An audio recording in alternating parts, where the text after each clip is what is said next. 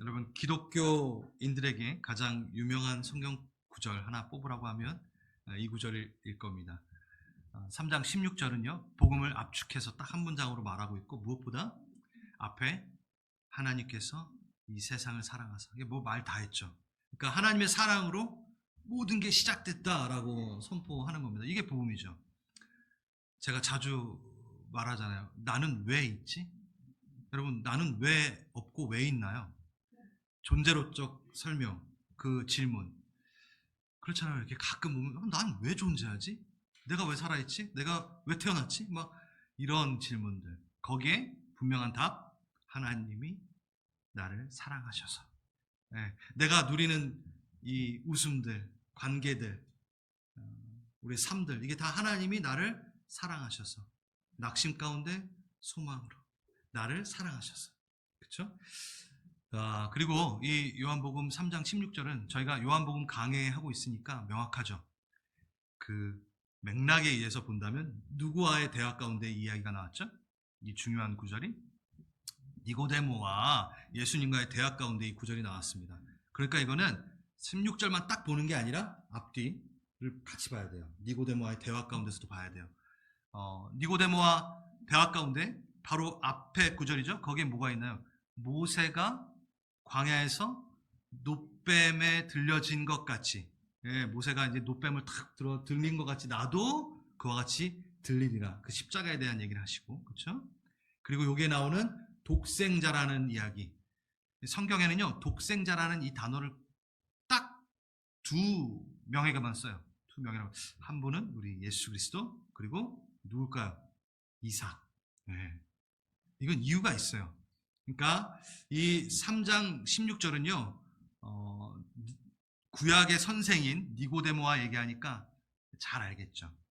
그래서 아브라함, 이삭과의 이야기를 같이 묶어봐야 됩니다. 제가 PPT를 준비했는데 이렇게 보시면, 네, 이렇게 봐야 돼요. 오늘 키포인트, 키워드가 멸망, 영생. 멸망을 더 볼 겁니다. 보통 이 구절을 볼 때 영생만 보는데 좀 특별하게 오늘은 멸망을 볼 겁니다. 그래서 이거는 광야에서 놋뱀이 들려진 것 같이 나도 들려야 하느니라 라는 이야기와 함께 볼 것이고요. 그 다음 두 번째 키워드, 독생자. 이 얘기는 아브라함과 이삭의 모리아산의 번제 사건을 통해 조명해 보려 합니다. 이걸 딱 머리에 넣으시고 시작해 보겠습니다. 자, 하나님께서 나를 사랑하시는 것을 느끼시나요? 네. 아멘. 언제 느끼시나요? 우리의 삶에 복을 주시고 고난과 역경을 피하게 하시고 형통케 하시고, 좋은 직장, 넉넉한 보수, 웬만한 그 원만한 관계들, 질병 다 피해가게 하시고, 그때 정말 나를 사랑하시는구나 이렇게 느끼십니까? 만약 이런 이유로 하나님의 사랑을 느끼려 하신다면 저부터 하나님이 날 사랑하시나? 뭐 이렇게 의문을 품어야 돼요. 전 질병이 많고요. 쉽지 않습니다. 노골적으로 기독교를 반대하는 무신론자 신없는 사회라는 책을 쓴 필 주크먼이 이런 도전을 합니다. 믿는 이들이 하나님이 사랑하셔서 함께 하셔서 그 삶에 복을 주시고 형통하게 한다고 하면서, 그렇기 때문에 하나님을 믿는다고 하는데, 우리는 하나님을 믿지 않고 그들보다 더 잘 살고 더 형통하여서 하나님이 없다는 것을 증명하겠다. 하나님을 믿지 않아도 충분히 복과 형통을 누릴 수 있다는 것을 증명하여 하나님이 없다는 것을 너희들에게 말하겠다. 아주 무서운 도전이죠.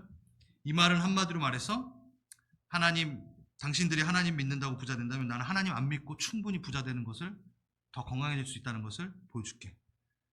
그래서 하나님 없는 걸 증명해내겠어. 이렇게 얘기하는 거죠. 맞나요? 네, 반은 맞는 것 같고 반은 틀립니다. 이게 무슨 얘기냐? 우선 성경이 말하는 복과 형통은 이런 부분만을 말하는 것이 아니기 때문에 틀리고요. 하지만 반은 또 맞는 것 같아요. 정말 답답한 게, 안 믿는 사람이 더 부자가 많으신 거 아세요? 자, 믿는 자들 중에 부자가 많다라고 생각하는 건 믿는 자들끼리 봤을 때 부자가 많은 거고요. 믿지 않는 자들이 훨씬 부자가 많아요. 그러니까 하나님의 사랑을 이 부자가 되는 것을 통해 누린다? 그러면 쉽지 않죠. 진짜 잘 믿고 신실하게 살아가는 분들 중에 고난 가운데, 가난 가운데 일이 잘 안 풀리시는 분을 많이 봅니다. 그렇잖아요. 신실한 신앙인들 중에 질병을 갖고 있고 장애를 가지신 분, 장애를 갖고 있는 자녀를 두신 분들. 제가 생활 다큐 이렇게 TV 같은 걸 보면은 인간극장 이런 거 보면은 아프시고 막 고난 가운데 있고 질병이 있고 장애를 갖고 있는 분들의 가정을 이렇게 촬영 가운데 이렇게 보면 항상 그런 분들이 대부분 벽에 십자가가 걸려 있고 말씀이 있어요. 저는 마음 아프죠. 자, 그것만 본다 하더라도 이 필 주크모니 말한 거 반은 맞는 것 같은. 자, 그렇다고 하나님이 우리의 필요를 채우시고 형통케 하시지 않는다는 건 결코 아닙니다. 분명히 우리의 삶을 주관하시고 충분히 채우시고 형통케 하시다는 걸 압니다. 그런데 제가 말하고 싶은 건 이 부분을 가지고 하나님의 사랑을 느끼려 한다면 좀 쉽지 않다라는 거예요. 이 부분을 가지고. 이러한 것들로 하나님의 사랑을 확인하려 한다면 쉽지 않아요. 왜냐하면 하나님은 우리를 향한 자신의 사랑을 표현할 때 분명한 제시, 분명한 증거를 제시하는데 변함없이 유일한 증거를 제시하는데 그게 뭐다? 하나님이 세상을, 여기다 내 이름을 넣어서 하나님이 승호를 사랑하사 재물과 건강과 명예를 주셨으니가 아니라 하나님이 세상을 승호를 사랑하사 이처럼 사랑하사 이렇게 사랑하사 뭘? 독생자를 주셨으니. 이게 복음입니다. 성경을 아무리 찾아봐도 하나님이 자신의 사랑을 확증하고 보여주는 그 증거로 독생자를 주셨다는 거예요. 이거 하나예요. 직접적인 증거 이거 하나입니다. 여러분 성경 다 찾아보십시오. 하나님이 사랑하셔서 뭘 주셨다? 독생자를 주셨다. 아들 주셨다 얘기해요. 요한일서 4장 10절 사랑은 여기 있으니 우리가 하나님을 사랑한 것이 하나님이 우리를 사랑하사 우리 죄를 속하기 위하여 화목제물로 그 아들을 보내셨습니다. 여기도 말하고 있어요. 그런데 문제는 우리는 계속해서 하나님의 사랑을 독생자로 확인하려 하지 않고 그 외 다른 것들로 확인하려 한다는 겁니다. 더 적나라하게 얘기한다면 여러분 이 예가 가장 와닿을 거예요. 하나님이 사랑하셔서 독생자를 주셨을 때보다 하나님이 갑자기 천부를 주셨을 때 우리는 더 감동하고 날 사랑하시는구나를 느낀다는 거죠. 여러분 그 이유가 뭘까요? 그 이유가 있어요. 하나님의 사랑을 말함에 있어서 왜 독생자보다 더 다른 거를 더 원할까? 여러 가지 이유가 있겠지만 오늘 우리가 요한복음 3장 16절, 17절, 18절을 보기 때문에 여기서 봐야 돼요. 뭐냐? 이는 그를 믿는 자마다 멸망하지 않고 영생을 얻게 하려 하심이라. 자, 우리에게 진짜 부족하고 우리에게 정말 필요한 게 무엇인지 모르기 때문에 우리는 독생자보다 다른 것을 원하는 거예요. 하나님의 사랑을 확인하려 할 때 진짜 나에게 부족하고 진짜 필요한 게 뭐지? 이걸 모르기 때문에. 그게 뭐요? 뭐가 그걸 말하고 있냐면 멸망입니다. 그래서 제가 키포인트 멸망. 우리가 죄인으로서의 완전한 절망 상태인 것을 인식하지 못하기 때문에 자꾸 딴 걸로 하나님의 사랑을 확인하려 한다라는 거죠. 멸망. 네. 아폴리미. 전쟁에서 죽는 것. 파멸. 그리고 사멸이라고 돼 있더라고요. 그러니까 죽어서 없어지는 것. 아예 절망적인 상태. 돌아온 탕자가 난 이제 죽었구나 했을 때 이 단어를 써요. 죽었다. 결별되었다. 하나님과 결별돼서 우린 죽었다. 이 얘기예요. 그러니까 지금 제가 뭘 얘기하냐면 까마득한 절벽 가운데 이제 떨어지게 생겼는데 낙하산을 우리는 필요로 해야 되는데 지금 그동안 갖고 싶었던 에르메스 백이 갖고 싶은 거예요. 지금 그게 아무 소용 없는데. 그러니까 자꾸 그걸 보니까 멸망, 이 까마득한 절벽으로 떨어지는 걸 인식하지 못하니까 그 독생자보다 에르메스 백을 원하는 거예요. 나는 죄인입니다. 멸망 가운데 있습니다. 이 얘기는요, 우리는 보통 하나님 뜻보다 탐욕, 정욕 좀 있고 돈을 좀 더 사랑하고 비방과 분쟁, 거짓말 좀 하는 죄인이죠. 그런데 항상 그렇진 않아요. 전 좀 괜찮은 면이 있어요. 이 정도로 이해합니다. 그런데 아닙니다. 나는 절망입니다. 죄인입니다. 라고 하는 것은 빛이 오기 전에 완전한 멸망. You are doomed. Eternally doomed. 완전한 파멸, 완전한 절망을 얘기하는 걸 이야기합니다. 그러니까 이거예요. 지금 좋은 직장, 좋은 수입, 좋은 집, 가족들, 건강하게 살 수 있지만 사실 절망입니다. 예수님이 없으면. 착하게 살고 남들에게 싫은 소리는 안 듣고 살고는 있지만 사실 멸망입니다. 예수가 없으면. 이거죠. 그런데 우리는 이것을 보기 꺼려하고 드러내어 이야기를 주저합니다. 그래서 그를 믿는 자마다 멸망치 않고 빨리 지나가고 영생을 얻게 하느니라. 빨리 가요. 이렇게 멸망은 보고 싶어 하잖아요. 멸망을 다루고 싶어 하잖아요. 그래서 복음을 전할 때도 우린 최대한 라이트하게 지나치고 아니면 스킵하고 이 사랑, 하나님의 사랑을 바로 얘기해 버립니다. 이런 거죠. 그 절망에 대해서, 그 멸망에 대해서는 최대한 무겁지 않게, 가볍게, 불쾌하지 않게 설명을 하고 선생님, 모든 사람은 죄인이죠. 그러니까 이렇게 지명도 안 해요. 뭉뚱그려서 개별적으로도 얘기 안 해요. 복음을 전할 때 선생님, 모든 사람은 당신은 죄인입니다. 이 말을 하기가 막 두려워. 모든 사람은 죄인이에요. 살면서 가끔 우리 거짓말도 하고 화도 좀 내잖아요. 욕도 좀 하고요. 네, 다른 사람 좋은 거 갖고 있으면 막 갖고 싶기도 하죠. 그렇죠? 네, 맞아요. 우린 인간이에요. 그래서 그렇잖아요. 다 그래요. 그렇죠? 선생님, 맞죠? 네, 그렇죠? 맞아요. 우리 다 죄인이에요. 여러분, 이거에 부인할 사람 있나요? 대부분 그러면 맞아요. 좀 그런 것 같아요. 그렇게 대답을 해요. 그때 우린 기회다 싶어서 그때 어떻게 하죠? 그래서 예수님께서 당신을 위해 죽으셨습니다. 여러분, 제가 무슨 말 하는지 아세요? 이게 무슨 의미가 있어요? 라이트하게 간 다음에 예수님이 그걸 위해 죽으셨어요. 왜 죽으셨어요? 이렇게 되는 거예요. 극적인 굿뉴스가 아닌 거죠. 그 멸망, 둠을 제대로 얘기하지 않고 지나간다면. 자, 이게 첫 번째 포인트인 모세가 광야에서 놋뱀이 들려진 것, 그 사건과 같이 나도 들려야 한다. 이거와 연결되는 겁니다. 그러니까 무슨 얘기냐? 복음은 멸망을 제대로 직시해야 되고 봐야 된다는 거예요. 그러니까 멸망을 지나가 버리면 그 파멸을 대충 보면은 그냥 잘 살고 있는데 영원히 살 수 있는 덤을 하나 얻은 거랑 똑같은 거예요. 멸망, 파멸, 그걸 직시해라. 불뱀 보고 그 죽음에서, 그 상황 가운데서 너는 눈을 들어 예수를 보라. 저주가 생명되는 걸 보라. 그래서 이 두 가지를 다 봐야 된다는 거예요. 믿음의 눈을 들어 예수로 향해라. 절망을 제대로 인식하고 그 다음에 너희가 생명을 보라. 이 얘기인 거죠. 자, 또 하나 이제 멸망에 대해서 더 제가 설명을 해드리고 싶어서, 왜 멸망에 대한 부분을 잘 다루려 하지 않을까라는 부분을 제가 고민을 많이 해봤어요. 최대한 라이트하게 왜 이야기하려고 할까? 이는 그를 믿는 자다 멸망치 않고 요거를 빨리 넘어서 빨리 영생 빨리 얘기하고 이렇게 끝낼까? 예수님을 믿어, 여러분 이거 잘 들으세요.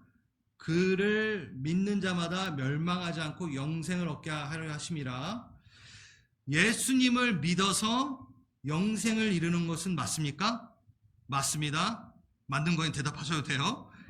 아멘. 예수님을 믿어 영생을 이루는 것은 분명합니다. 그런데 예수님을 안 믿어서, 예수님을 안 믿기 때문에 멸망, 지옥에 갑니까? 맞죠. 이렇게. 근데 아니에요.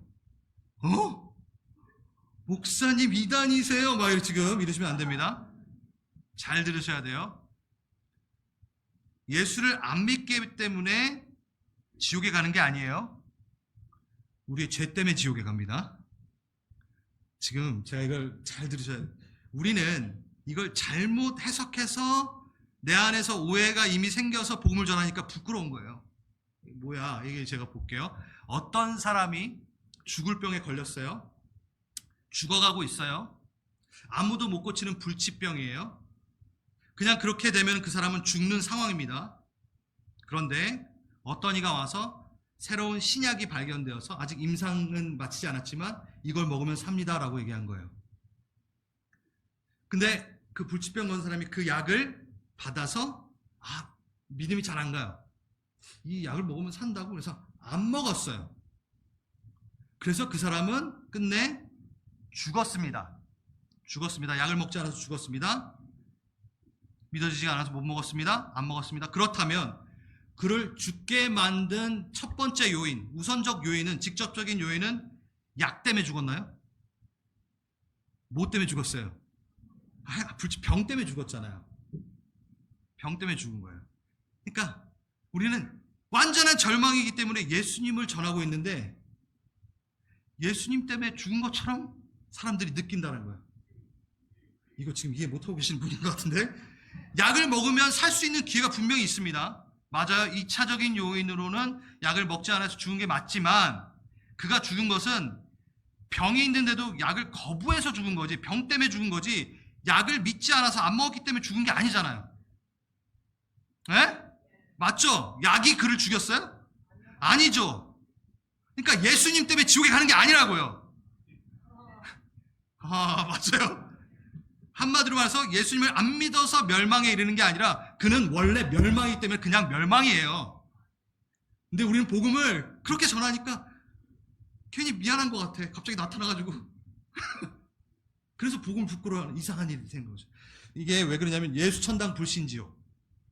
그 시대에는 분명히 유용했던 표현인 건 저는 압니다. 그리고 이걸 말하는 분들의 그 담대함과 열정에 대해서는 저는 부끄럽습니다. 저는 그렇게 잘 못하니까. 근데 이 표현이 약간 오해가 생길 수 있기 때문인 거예요. 불신 지옥. 그러니까 예수님 안 믿으면 지옥 간다? 아니에요. 원래 멸망이었고 원래 지옥 가는 사람을 예수님이 살리려고 복음을 줬는데 그 사람이 거부한 거예요. 예수님이 죽인 게 아니라는 거예요. 그러니까 아까도 말했지만 이대로 접한 사람들은, 불신지옥 접한 사람은 괜히 잘 살고 있는데 괜히 와가지고 예수님 안 믿어서 지옥 가게 생긴 거예요. 그렇지 않아요? 이거는 어떻게 이해가 되냐면, 이것도 쉬워요. 이런 장면을 보면 됩니다. 드라마 같은 데 보면은 어떤 이가 정기검진을 받았어요. 근데 말기암인 걸 발견됐어요. 그래서 의사가 찾아와서 숙연한 모습으로 당신 암입니다. 곧 죽습니다. 죽을 것 같아요.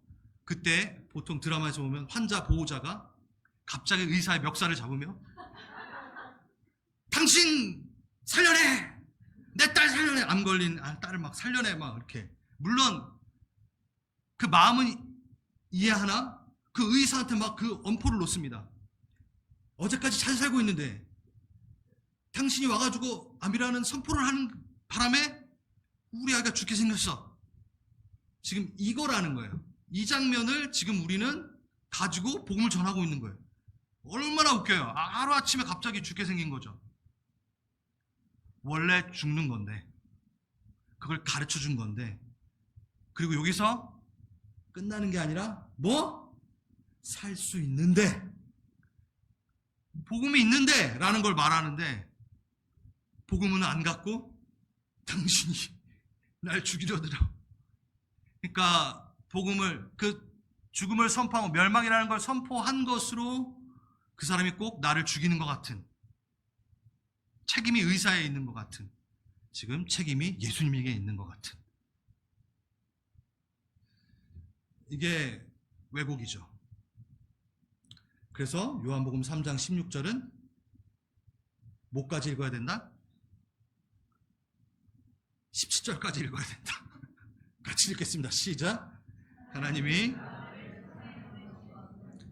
심판하려 하심이 아니요 그로 말미암아 세상이 구원을 받게 하려 하심이라. 맞아요. 아멘. 복음을 담대히 전하십시오. 네. 자, 지금까지 멸망 키워드로 보았습니다. 이제 독생자라는 키워드로 요한복음 3장 16절을 좀 보려고 합니다.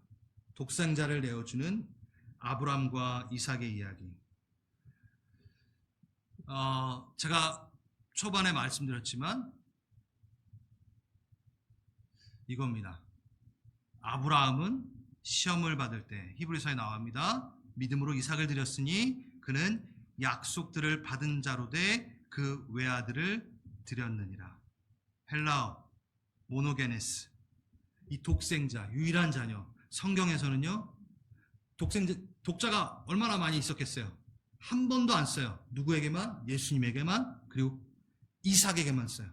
그러니까 예수님은 이삭, 이삭은 예표한다라는 겁니다.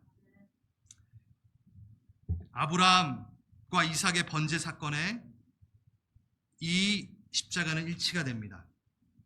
이미 아시겠지만 모리아산, 그 번제를 드리려고 했던 그 산은 성전산이 되죠. 그렇죠? 그리고 성전된 곧 예수 그리스도, 우리 요한복음 지금 하고 있잖아요. 그리고 이곳에서 하나님은 2000년 후에 그의 독생자 예수 그리스도를 진짜 자기 독생자를 희생제물로 삼게 됩니다. 독생자, 유일한 자녀. 하나님은 인간의 이해할 수 있는 언어로 표현해야 돼요. 그러니까 하나밖에 없는 가장 귀하고 친밀한 관계를 이야기하셔야 됩니다. 그러니까 아브라함과 이삭의 사건을 통해 하나님이 세상을 이처럼 사랑하사 독생자를 주셨으니를 보여주고 싶으신 거예요. 가르쳐주고 싶으신 거예요. 아브라함만큼 귀하게 어렵게 얻은 아들이 어디 있습니까? 100세에 가장 친밀한 관계를 설정하신 거죠. 그 고대 시대의 아버지와 아들의 관계는 정말 친밀하고 떼어줄 수 없는 관계를 이야기할 때 표현하는 거죠. 모리아산에서 이삭이 그 번제할 나무를 지고 올라갈 정도의 나이였어요. 여러분, 번제를 타면 뭐 나무까지 몇 개 들고 가는 게 아니에요. 캠핑 갈 때 뭐 요만큼 사갖고 가는 게 아니에요. 재물을 태워야 되니까 엄청난 그 나무를 짊어지고 올라갈 수 있는 나이. 적어도 15세, 많으면 20대 중반까지도 봅니다. 여러분, 중동분들 15세만 넘어도요, 수염 이렇게 해가지고 무슨 아저씨 같아요. 이삭이 그런 나이였고 그런 힘을 갖고 있었던 상태인 거죠. 이걸 뭐 얘기하냐면, 그 이삭을 낳고 한 살 때 번제로 드리라 이렇게 하신 게 아니에요. 스토리가 쌓이고 사랑이 쌓이고 아들과의 추억이 쌓이고, 그러니까 결코 내어줄 수 없는 그 친밀함까지 그 기간을 가져가시고 그 다음에 이 사건을 보여주는 겁니다. 이거에 대한 자세한 내용은 히브리서 11장 다뤘을 때 했습니다. 그걸 참조하십시오. 그걸 지금 하면 시간이 걸리니까. 하나님이 인신제사를 원했던 게 아니라는 거, 아무튼 그건 알아들고, 한마디로 해서 뭘 표현하고 싶어서, 하나님이 세상을 이처럼 사다 내 독생자를 줬어, 널 사랑해서 내가 독생자를 줬어, 내줬어를 제대로 표현하고 싶으시니까 이 아브라함과 이삭과의 사건을 이렇게 끌고 가시는 거예요. 성경에 사랑이라는 단어가 언제 첫 번째 등장하는지 아세요? 놀랍습니다. 좀 빨리 등장할 것 같죠? 아니요. 창세기 22장. 여기 첫 번째로 등장합니다. 사랑이라는 단어가. 뭐와 함께? 내 아들, 내 사랑하는 독자 이삭을 데리고 모리아 땅으로 가서 내가 알려준 그 산, 거기서 번제를 드려라. 사랑, 독자, 모노게, 내 독자. 그러니까 하나님은 이걸 뭘 얘기하냐면, 나의 사랑하는 독생자를 너희를 위해 십자가를 내어주었다를 얘기하고 계신 거죠. 나를 살리기 위해서 내어준 사랑의 깊이가 바로 이거, 유일하며 가장 값진 관계인 영원히 사랑하시는 아들이라는 거죠. 여러분, 이게 날 사랑하심의 깊이를 더 이상 뭘로 표현할 수 있나요? 이 세상의 이야기로.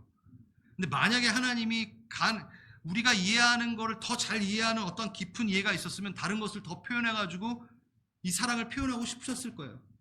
근데 우리 인간사에게 이만큼 그 사랑의 관계 가운데 가장 값진 것을 내어주며 그 안에 그것을 우리를 집어넣는, 우리를 택하신 것을 설명하기 위해 이것을 선택하신 거죠. 여러분 묵상해 보면요 이거예요. 저는 이 묵상이 조금 저도 이 그림을 보여주시는데 쉽지 않더라고요. 하나님께서 여러분 그냥 창세기만 딱 본다면 모리아산에서 하나님의 순종으로 살리실 것을 알고 이렇게 칼을 들고 죽이려고 할 때에 그 순종을 보시면서 하나님께서 하하하하 내 아브라함이 믿음의 성장을 하였구나 하면서 기뻐하셨을까요? 보통 그렇게 생각을 하잖아요. 그렇게 믿음에 순종한 아브라함을 보면서 막 껄껄껄 우시. 아니요, 저는요 그러지 않으셨다고 생각해요. 왜? 곧 내 독생자, 당신의 독생자 예수 그리스도를 십자가에 못 박히게 할 거니까 그거를 생각하고 계시고 알고 계시고 그거의 예표니까 그게 그렇게 됐다고 하여 그냥 그 믿음에 순종한 아브라함을 보면서 웃으신 게 아니에요. 내 독생자 예수를 내어줘야 되는 그 생각에 그분은 숙연해 주셨을 것 같습니다. 쓰라린 가슴을 갖고 계셨을 것 같아요. 여러분 사실 우리는 이 사랑을 너무 많이 들어봤어요. 많이 들어봤다는 이유로 이제 이 사랑에 별로 감동하진 않는 상태가 되어버렸습니다. 그런데 고집스럽게도 하나님은 2000년 전부터, 아니 태초부터 자신의 사랑을 표현하는데 이 방법밖에 쓰지 않으세요. 독생자를 주었다.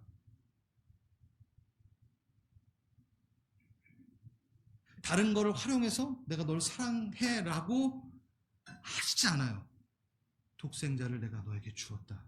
그것으로 내 사랑을 표현한다. 하나님 사랑이시니까 뭐 가능하겠지. 이러시면 안 돼요. 그리고 하나님이 날 사랑하시는 거에 대해서 다른 것들로 확인하려 하지 마시고 독생자로 확인하시길 간절히 바랍니다. 이것이 바로 요한복음 3장 16절입니다. 하나님이 나를 이처럼 사랑하사. 거기로 다시 그거로 시작된 거예요. 하나님이 날 사랑하시면 지금 우리가 누리는 모든 게 하나님이 사랑하셔서 시작된 거고 누리고 있는 거예요. 여러분 왜 있어요? 여러분 없어도 되잖아요. 무여도 되잖아요. 근데 내가 왜 있지? 하나님 사랑이니까. 내가 존재하고 있다는 거, 내가 생각을 하고 있고 숨을 쉬고 있고. 여러분 여러분이 존재하지 않는다는 게 상상이 가세요?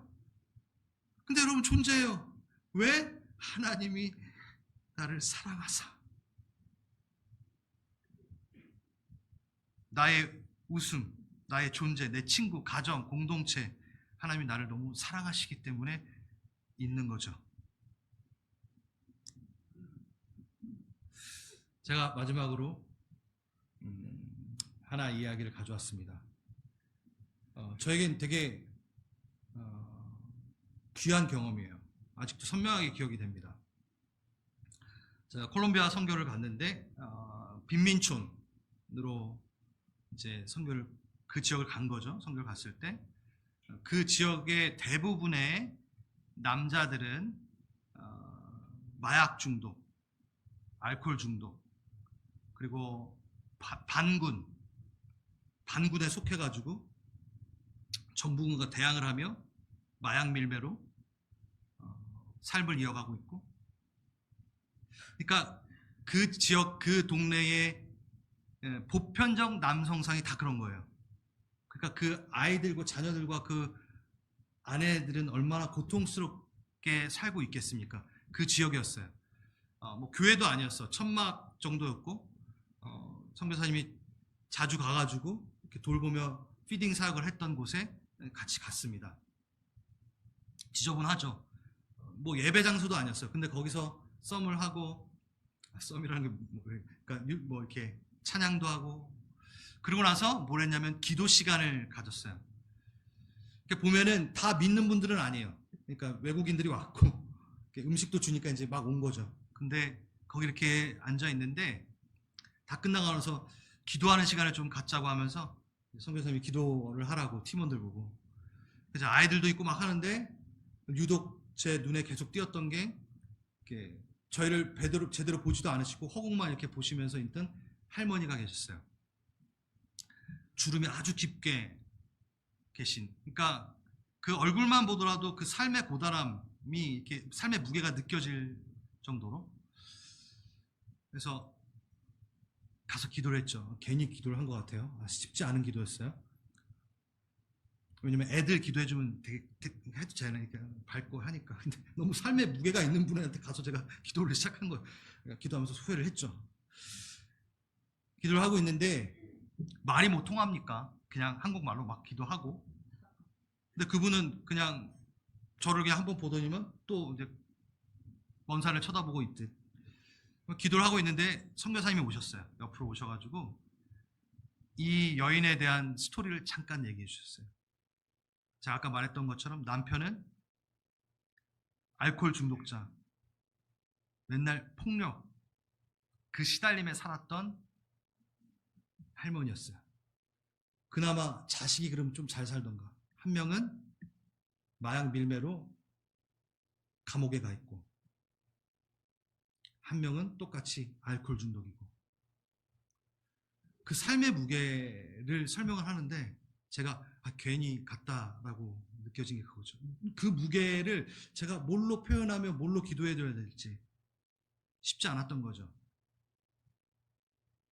그래도 기도하고 저는 아멘하고 마무리를 하기 위해서 그나마 유일하게 알고 있는 디오스 테 아마, 하나님이 당신을 사랑하십니다, 이렇게 얘기했어요. 진짜 실수였죠. 그때 얼굴 딱 돌려주더만 당신이 그걸 어떻게 합니까? 하나님이 날 지금 이 모양 이 사태인데 하나님 당신을 사랑하십니다. 당신이 어떻게 합니까? 물론 그걸 못 알아듣지만 선교사님이 얘기해 주셨죠. 전 그때 이렇게 샷다운 됐어요. 어떻게 얘기하지? 제가 만약 그때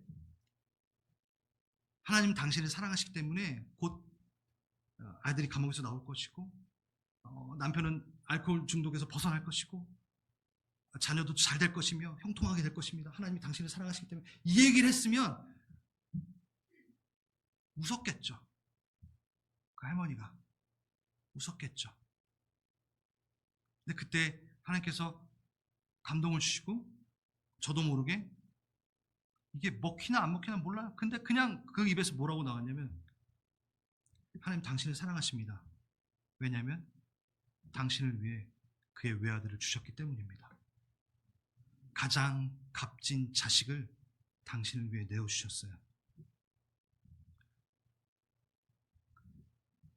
그래요. 그 얘기를 했을 때 그분은 제 눈을 보다가 다시 허공을 향해 제 눈을 마주치지 않고 다시 돌렸습니다. 저는 뭔가 실패감에 이게 뭐야 이거. 네. 일어서서 돌아서는 순간 그 할머니가 옷깃을 이렇게 하면서 눈물을 훔치시는 걸 봤어요.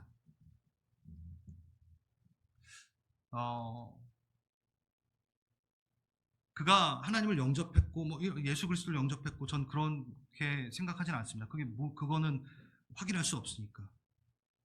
근데 그건 분명한 것 같아요.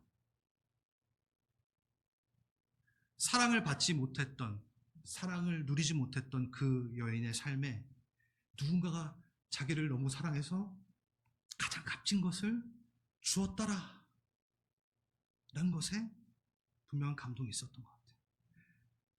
그나마 사랑했던 자식을 조금이라도 더 나은 삶을 주고 싶었으나 그게 안 되었던 그 삶에, 그 자식을 사랑하는 걸 뭔 줄 아는 그 삶 안에 당신을 사랑해서 누군가가 자신의 자식을 주었어, 죽였어, 그리고 널 살렸어 라는 말이 분명한 감동이었을 거라고 생각합니다. 제가 오늘 얘기하고 싶은 건 이겁니다.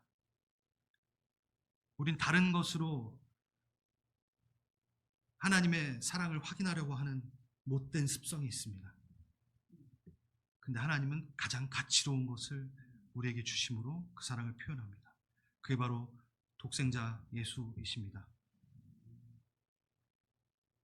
날 사랑해서 분명히 날 사랑해서 값진 것을 희생하신 하나님.